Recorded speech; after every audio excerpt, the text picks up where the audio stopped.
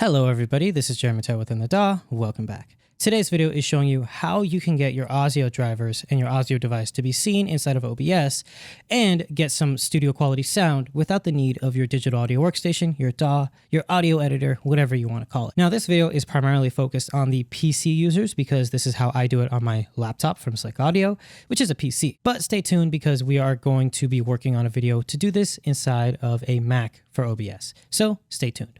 The first thing you're going to want to do is go to your audio drivers or your audio interfaces control software and make sure that your buffer is set very low. I have a buffer of 32 samples set up. I can do 16, but I don't really want to risk getting cracks and pops because keep in mind that I'm going to be recording the screen and recording the audio at the same time while I have Chrome open. It's a lot of variables, so I don't want to have it set too low. On the other hand, if you have it set too high, you'll get so much latency that it's not going to be playable. So anywhere between 16 to 128 samples is usually going to do a pretty good job. The first step is to actually grab the OBS audio drivers. If you go on GitHub, which is where I recommend to get them from because this is where they actually make them, and I don't recommend getting them from other places online, you simply search OBS Audio, ASIO. You scroll down to installation and usage, you go click here, and you simply install this plugin right here. Now this is going to install the program, and you have to have OBS closed to do this. So make sure you close OBS when you download and install this. After it's been downloaded and installed, OBS should now have an option on the input sources for audio input capture. This is clean, lossless audio straight from your audio interface or your console. And this means that you have multi-track capability. So in this case, we're going to go DI. We select our audio device. Now, I actually have a bunch of drivers because I own a Helix, and then I have an X-Air console and a Studio Live Series 3 console. I'm going to go for a mono input, and I choose the input source. Now, depending on your interface, you're going to have a different amount of sources. My Studio Live has 64 inputs and output sources that you can choose from, but my DI is on channel 30. I select OK, and I'm done. Let's say we want to do something more though. We want to have my voiceover as well. We hit VO, select another mono track, and this is going to be on channel 13, and we hit OK. If we hit transition, now we can see my voiceover right here, and if I play the guitar,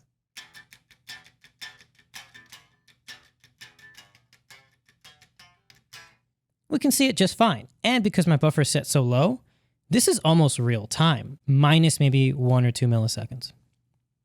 But you can't hear it. The audience can hear it, but you can't. What do? The first thing you need to do is hit this little cogwheel, go to Advanced Audio Properties, and make sure that your audio monitoring is on and you have the output set. This is going to allow OBS to stream the audio out into your streaming platform of choice and allow you to hear it. You can do the same thing with your voiceover if you want. Now I can hear myself, and this RE27 sounds pretty good. I like it. But I don't like hearing myself when I do voiceover, so I turn that off. Get rid of me. I don't want to see myself at all. And we're going to hit transition.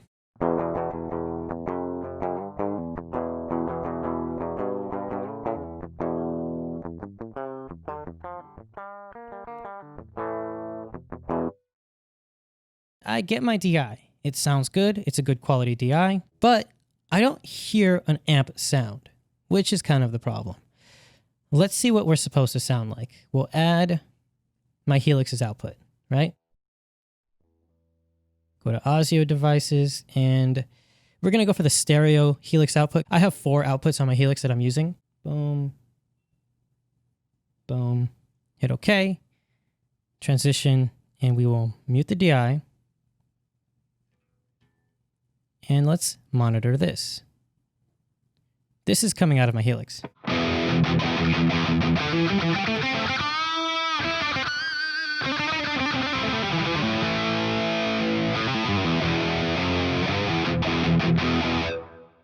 Cool. We want to get that sound, but if we're not using a Helix, we want to get that sound without using a DAW. So we're going to mute my Helix, bring up the DI. We get that. The next step is to add a filter. Now we can add that right here on the cogwheel, or we can add it to the individual source. I like to do it to the source. So do the DI, filters, we hit this plus sign and we see where it says VST2X plugin. You click on that and you name this. So this is going to be the Helix native plugin because I own the rack unit. So, I use the plugin too. And we select the plugin. Keep in mind that OBS only opens VST2 plugins. You do not have VST3. This is a limitation we have to deal with. We'll hit Helix native. We open up the plugin configuration, and this is the plugin version of the hardware that I own. So now we are going to select Badonk 1 because that is the amp that I used. And you can see that this is the exact same settings that I use on my amp. I have an EQ, a multiband compressor, a distortion pedal, a gate, an amp, which I believe is using the Badonk, another gate, and then we have my custom impulse response. We have my EQ, a volume control, and then my signal flow.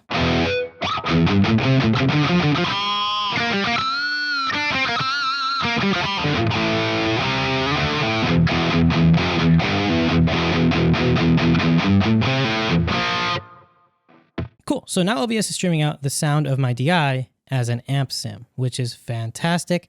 I can now stream out to OBS and play guitar.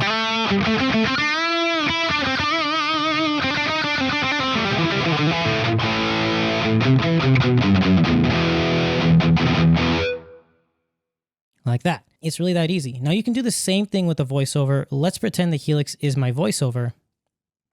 I can easily go into filters, add a denoiser, which is really cool because it gets rid of noise, noise suppression, maybe a limiter, and then maybe some plugins to make it sound more professional. In my case, I tend to use FabFilter plugins. So I made sure that I made those VST2 just because I kind of really need them. And that would be pretty much it. It's really simple. Let's say I want to do Pro L2. We grab it. Pro L2 is now inside of OBS, and I'm basically operating this as a DAW in real time to stream out to the masses and have them listen to my horrible playing. Keep in mind that having your plugins inside of OBS is going to use CPU processing. So if your computer is not able to handle this at such a low buffer, you might want to turn the buffer up. Another thing to keep in mind is that this is still going to be less CPU intensive than actually opening up your DAW, loading up a VST plugin to simulate your amplifier, having your full-on session open, and then streaming that to OBS. Now, if you have a capture card that you can connect your webcam to, or you can connect your DSLR to, you can now sync that up. And the way that that would be synced up is pretty simple. You go into the input source, and I don't know, we'll do the Blackmagic one because it's not here. And once you have this set up, you can actually create a delay to actually make it have a delayed input, which is really, really cool and really good. Anyway, that is all the time I have for today's video. This is Jeremy Mateo within the DAW. If you found this useful, consider giving us a thumbs up and subscribing to the channel. And if you want to see more things like this, let us know. We are more than happy to do videos like this. Once again, Jeremy Mateo within the DAW. I hope you guys enjoyed this video, and I will see you next time. Bye.